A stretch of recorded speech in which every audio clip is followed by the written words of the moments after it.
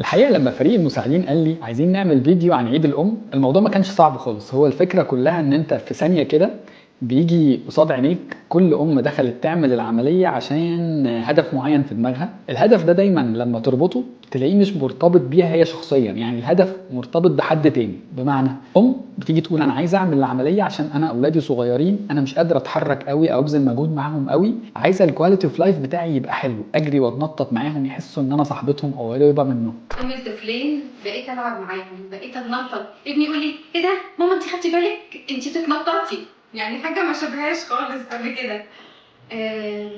بروح معاهم اماكن فيها لعب، انا بقيت اركب معاهم اللعب ومش خايفه ان اللعبه يا جماعه تقع بيا.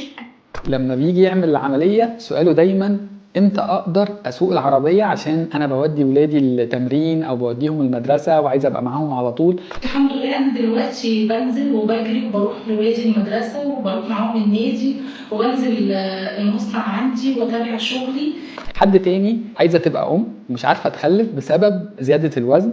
احنا كلنا عارفين ان عمليات السمنة بتعلي نسبة الخصوبة وبتساعدنا على موضوع الخلفة. شفت ناس كتيرة منهم عملت العملية وخست، وبعد ربنا سبحانه وتعالى العملية كانت سبب ان هم يخلفوا. شفت السعادة اللي عندهم قد ايه ان العملية خلتهم يحققوا حلم الأمومة. اول حاجه ان انا كنت عايزه افكر في قرار حمل، فكان عندي اوفر ويت حوالي اكتر من 40 كيلو، ما كانش ينفع. بقول للناس دي كلها كل سنة وانتم طيبين، كل سنة وكل أم طيبة. مش هنسى أقول لوالدتي كل سنة وانت طيبة، مش هنسى أقول لزوجتي كل سنة وانت طيبة.